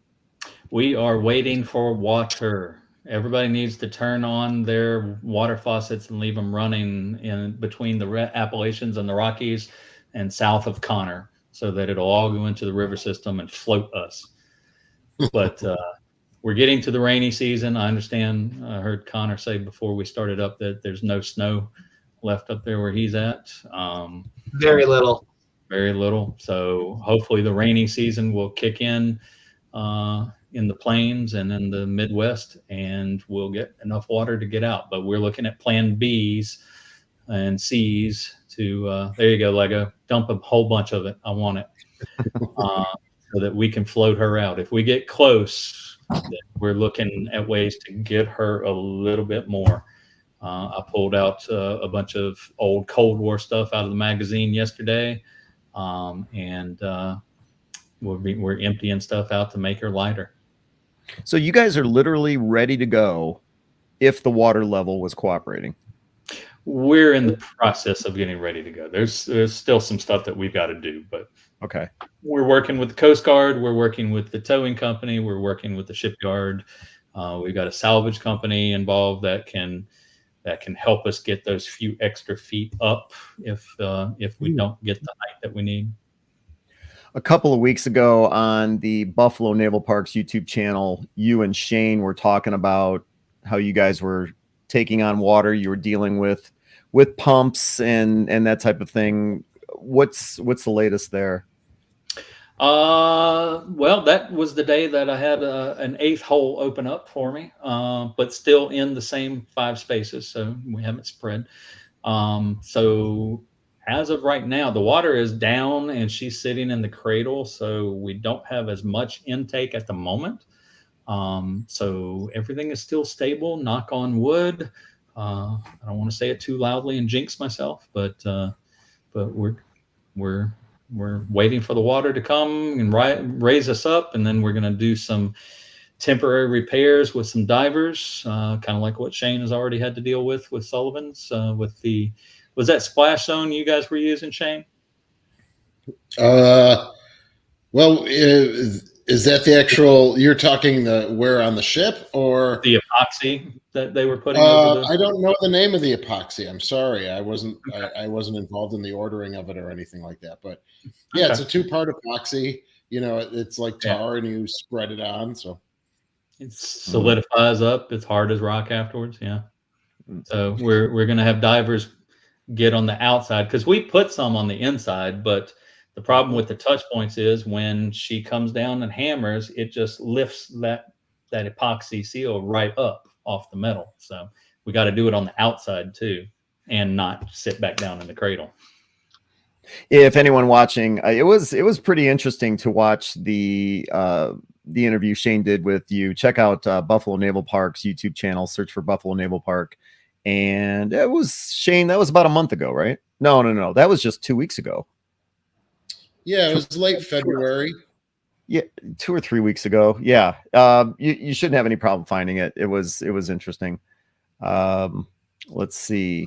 What anything else from the USS Kidd, or is that literally what's going on? You guys are trying to make the ship lighter and that's literally what's going on. We will have on April 11th our annual, unless that's the day that all the water comes up all at once and we got to go. But we will take 5 minutes and we will read the names of our 38 fallen crewmen and our Japanese pilot. We do an annual memorial service. We really have to because they've been doing this memorial service since 1946, continuously somewhere in the world, either on board the Kidd when she was still in service or at a little church in Massachusetts, the crew members, or here in Baton Rouge. When we filmed Greyhound, we told them, we worked it in the contract, April 11th, we need an hour and a half. And you got to stop filming at 1:55 and we got to do our service. And they were very gracious about it and attended. And Tom Hanks took and participated and threw a carnation in the water for one of the sailors. So we will never, even during the pandemic, nobody was around, but 2 of our staff members were out there. One of them was reading the names, one of them was throwing carnations, and the third one was filming. And I was stuck at home in quarantine. So, but we will always do that ceremony for those guys. This comment just popped up. Roger asks if you let anyone in the radio room. Do you have any of the old equipment on there? Yeah, we've got the old equipment. Now none of it works. We have some code running just from on a flash drive and an amplifier.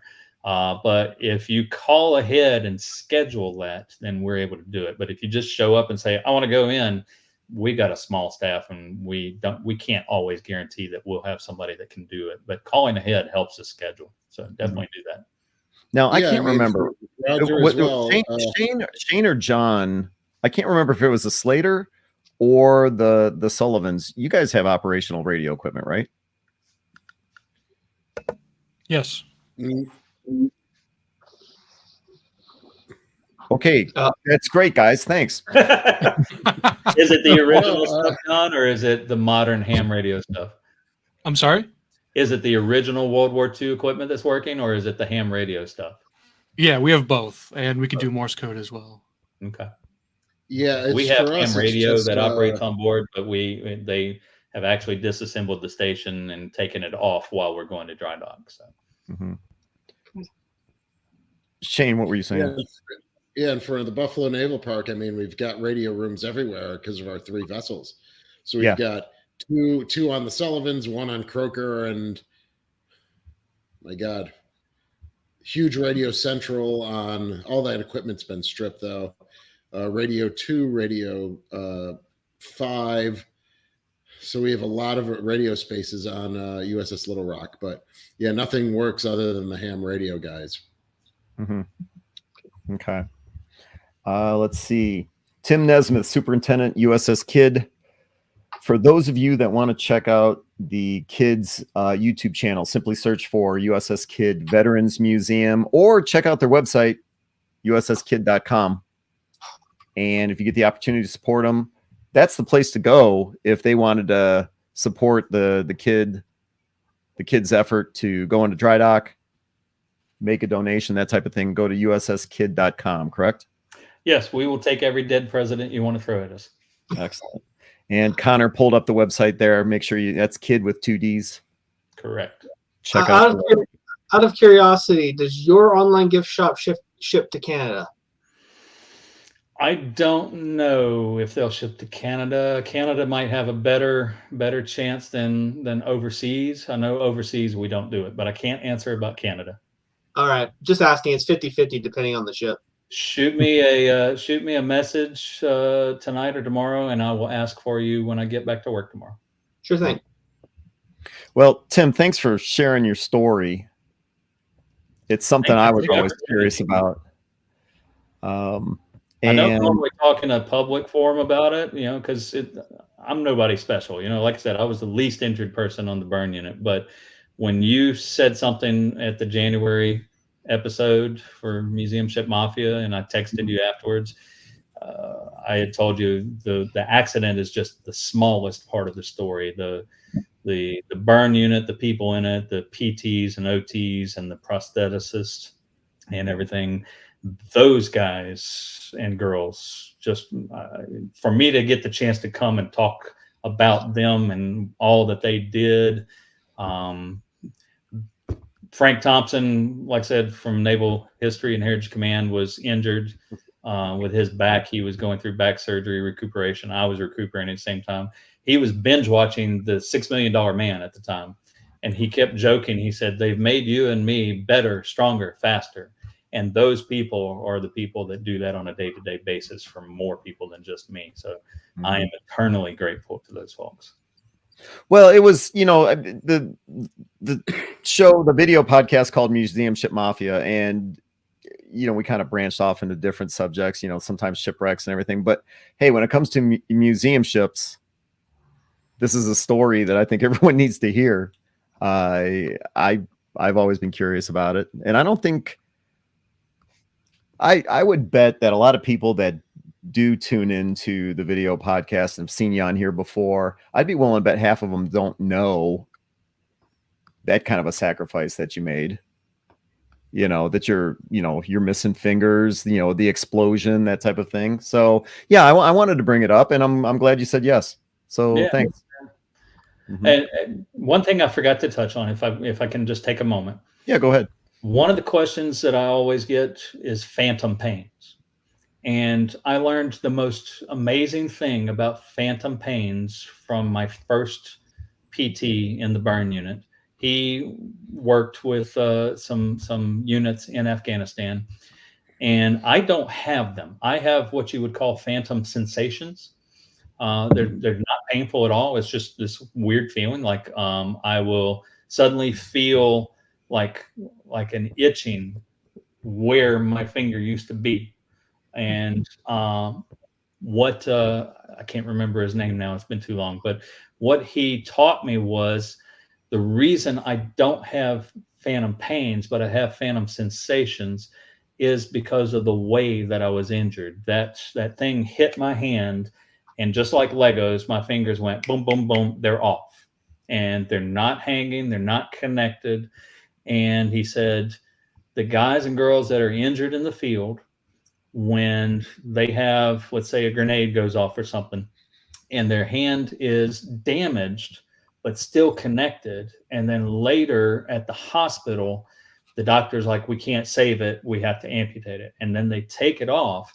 That entire time between being injured and the amputation, the damaged digits or the damaged limb, if it's a whole limb, is sending signals back to the brain. And he said, think of your brain as a tape recorder. and it's just recording all of these signals of ouch, ouch, ouch, ouch. He said, when you got them knocked off immediately, he said the last thing that they felt was what you had been doing before the accident, because it happened too fast for you to, for me to feel any pain of it coming off. So I had 3 distinct feelings in the hospital, and for months and months after it, I don't really feel them anymore, very rarely. One of them was the fingers feeling like they were pressed down, like they were clamped together. And remember, I talked about the cell phone being the backup? Oh, yeah. Knowing when to fire. I would pull that out. I stopped wearing watches once I got my cell phone because I could just flip it open. There's the time, flip it closed. So, if we're sitting there waiting, did we miss the call? I reach into my pocket, pull the phone out, and in reaching into my pocket, my fingers are compressing to get to the phone. And he said, that's what that feeling is. One of the other feelings was feeling like I was gripping a bar as tight as I could. And he said what that was me grabbing hold of the bar and pulling myself up into the gun, coming up that ladder. And that was that feeling. And I forget what the third sensation was. It's been so long since I had it, I don't remember it. But that is the difference between phantom pains and phantom sensations, because they're feeling all that pain coming regularly. And some of my Vietnam vet volunteers that are gone now, but they were talking to me afterwards. They were asking me the same thing. You got pains? I'm like, no. You? Like, oh, yeah. I'm like, so your amputation happened later at the hospital? Oh, yeah. I'm like, okay. So it all makes sense. And keep in mind when you hear a vet talking about phantom pains, that's what happened to them. They suffered with that injury before the amputation came. Let's see. Before we move on to the Buffalo Naval Park, Slater and Alexander Henry, you guys got any last minute questions for Tim? Tim, we aren't going to kick you off. No, I'm good. But any last minute questions for Tim? No, thanks All for right. sharing the story. I mean, that's Yeah. amazing. I appreciate it. Mm-hmm. Yeah, even we didn't know the whole extent of the story. So yeah, thanks for sharing it. Yeah, definitely. It's a Paul Harvey moment. And now the rest of the story. All right, moving on to the Buffalo Naval Park. Shane, I don't know if you're going to be able to top the USS Kidd and Tim's experience, but what do you guys got going on at the Buffalo Naval Park? Oh, sure. Well, it's controlled chaos right now because we open in about 10 days, and still working on a lot of last minute stuff. So, like tomorrow we have St. Patrick's Day celebration, and we are excited to say that John Sullivan's coming. So that's the first time this will be the first time that I've met him. And so he's the brother of Kelly. So Albert is also his grandfather. So he's the son of Jimmy Sullivan. And so that's exciting. This will be the first time, I think, in a long time that John Sullivan has been here. And we're going to ask him to say a few words at our dinner. We have the eclipse coming here. That's a big event. We're in the path of totality. So we are planning like a day pass for people to watch the eclipse on board the Little Rock, which there's plenty of space. So we've been doing a lot of planning for that. And, they're expecting, 700,000 people in the Buffalo area. So there's going to be a lot of activity, and we want to be able to capture, some of that, some of those individuals coming to Buffalo and Western New York. Just wrapped up 29 and 29. 13 days ago. Really? It's already, oh my God. Yeah. Are you sick of making videos? No, but I just can't believe it was 13 days ago. Things are going by very quickly. So, yeah, and that was great. It's great to talk to people every night, things like that. So I really enjoyed that. So yeah, we're just ramping up. Our season opens March 23rd. We'll be open 5 days a week until March 1st or May 1st. Right. So we're open Wednesday through Sunday until May 1st. And then we open up fully 7 days a week until Thanksgiving, roughly. So we're looking forward to it being a very good year. It's the 80th anniversary of the Croaker. So we'll be doing a celebration for her. And then next year is the 80th anniversary of Little Rock. So yeah, boom, boom, boom. Mm-hmm. All right. Let's see. Moving on to the Slater. John, what's up? Similar. We're getting ready for the opening day, April 3rd. So we got a little longer than Shane. We're wrapping up a lot of our maintenance and restoration projects inside the ship right now, and just trying to get everything back together. A lot of cleaning. CIC and chart room is going to get put back together in the next couple of weeks. We have decided to just do a patch job, more or less, in CIC and chart room until we can raise money to do a more professional repair job. Hopefully that will be next winter. Who knows? But yeah, we're just plugging away. To learn more about the USS Slater in Albany, check out their Facebook page. That's where I've been seeing a lot of your stuff lately.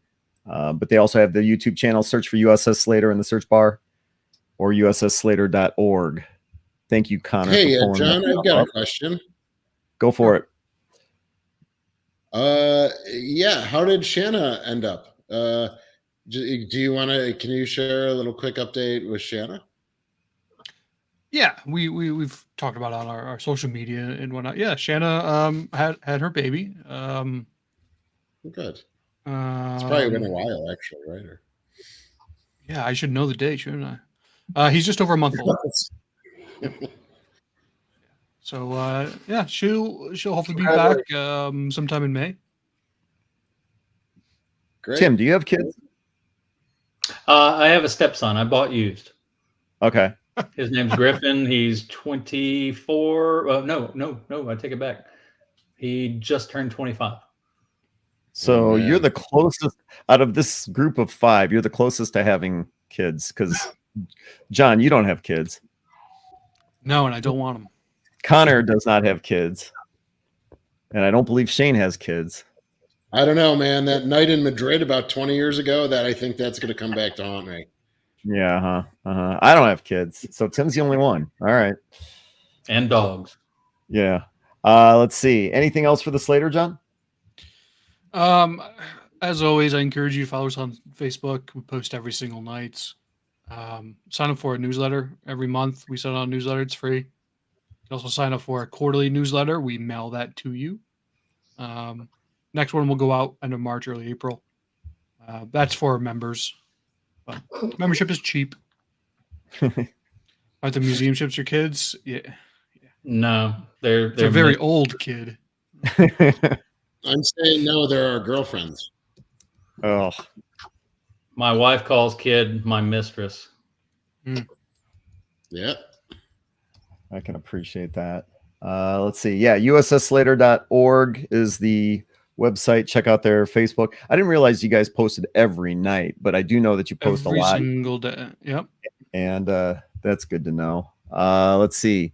Moving on to Connor Kilgore, Transportation Museum of Thunder Bay, the Canadian Coast Guard icebreaker, Alexander Henry. What's going on with you guys? I brought a list. You brought a list? Yeah. So obviously winter is coming to an end much sooner than normal. But that doesn't mean we're not busy. One of the big things we're working on right now is we're engaged in discussions with the City of Thunder Bay as they seek to develop the Pool 6 area. Pool 6 is where we're docked currently. And when I say Pool 6, it's the name of the old grain elevator that used to be where the ship is now. Man, I need a new camera. Sorry. All right, fine. Yeah. I actually just ordered one while we were doing all this. Yeah, so hopefully we'll see that next time. And that will include things like a possible expansion of our property in the future. That's something we'd really like, and we're also working on some lease agreements as well. the City of Thunder Bay is currently doing a survey on their website. So if there are any Thunder Bay locals in the audience who wish to state their opinion on what they think the Pool 6 site should be best used for, feel free to put your opinions in the comments there. Is that on the tmtb.ca site? You can just look up the City of Thunder Bay website, and it's there. Okay. It should be noted as well, the TMTB website is currently down for maintenance. It will be back online within the next month, so I've been told. Interesting thing of note, Shane, you will like this, is our team that's currently working on this new website took a look at other museum ships to see examples of websites, and apparently they liked your website at Buffalo the best. Wow. And, I've never heard that before. Okay, thank you. All right, I'll pass that along to our I'll pass that along to our staff. Yeah, and if our website comes online and it looks identical, we know who to blame. So thank you for saying. Yeah, so other things we're doing is we are working with other museums and nonprofit organizations, hoping to do more collaborative projects. These are other groups that focus on other aspects of transportation and just the history of our region.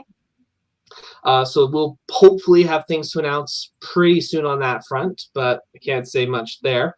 And another thing, we had our AGM, which our annual general meeting, where we accepted 4 new members to our board, and most notably, at least in my area, is a marine archaeologist named Chris McAvoy, who works at Lakehead University, and he is coming onto our team to help reorganize our collections. So welcome, Chris, and the chance you're watching, and I'm looking forward to working with you this season.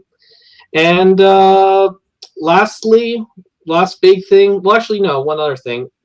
As a result of the AGM, we've appeared on our local news channels more often than normal, both in written and in television media, although our online media didn't catch up. And then lastly, we are doing the preliminary work for Coast Guard Day, which is our annual celebration to celebrate the Canadian Coast Guard as well as the maritime history of our area.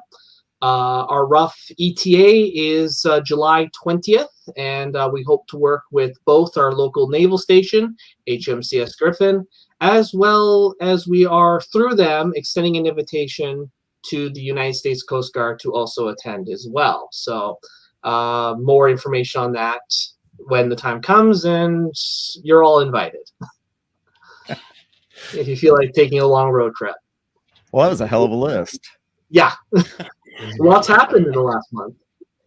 I mean, John, Shane, Tim, how come you guys don't have a list like that? I'm going to have to prepare one. You know, Connor's, he's raising the bar. Connor's raising the bar. So I'm going to have to get out my list, you know? Mm-hmm. So, one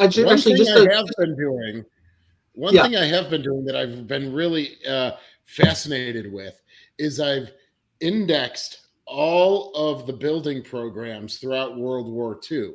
So now I'm locating where our ships fell within what program. So I plan on sharing that with especially the Kid, Cass and Young, Slater, Cod, you know, just like those regional ones that we deal with in a great way. Because how many times, you know, do you get asked, building program from the Congress appropriations did you come from, right? I mean, how many times do we get that question all the time, right? So I'm happy that I'll share that information with you guys. Yeah, that sounds great. And I gotta say, I really enjoyed that video you did where you went to that island where they built a bunch of the like LSIs. Yeah. What are they called? LCTs. LCIs. I saw that video where you're trying to, with, you know, old photos, or show like where they would have launched, you know, how you were kind of, you know, suspecting it was going in. Yeah, I thought that was a pretty good video too. I like that one. Thank you. The landing craft tanks, the LCTs. Yeah. We do have one question. How many YouTube channels is being broadcast to? This is being broadcast to 4, correct? Correct. Yes. Let's see. So the USS Kids YouTube channel, since we've got Tim on here, he was able to connect that. The Buffalo Naval Park, the USS Slater, and my channel, History X. Yeah. So. And I also like to point out the same guy, Legacy. He lives in Kingston, where the Henry used to be. So I'm glad that you're able to join us tonight, and I'm glad you're able to get a bit of a catch up on what's been happening here in Thunder Bay. Anyone from Kingston is more than welcome to come up and visit the Henry anytime. When's opening day? Our opening day right now is a little later. We're looking at the May long weekend or just after it. So that would be about the 23rd or 24th of May. But with the weather the way it is, who knows? Got it. Anything else you guys want to add? If not, I want to say, Tim, one more time, thanks for sharing your story with us tonight. Hey, let's give him a hand, everybody. Let's give him a hand. And if there's a lot of you that are tuning in late, or you aren't familiar with how this all started out, replay the video and you're going to hear a pretty interesting story. Tim's accidental explosion aboard the USS Kidd 12 years ago. Man, I have an definitely check it out. Personality. Yeah. I'm sorry, what? I have an explosive personality. All right. enough of the jokes. You guys are the worst. Since there isn't anything else, I'm going to say thanks to everyone on behalf of John, Connor, Shane, and Tim Nesmith from the USS Kidd. My name is Ken Stano with YouTube channel History X, and thanks for joining us tonight, everybody. Have a great evening. Good night.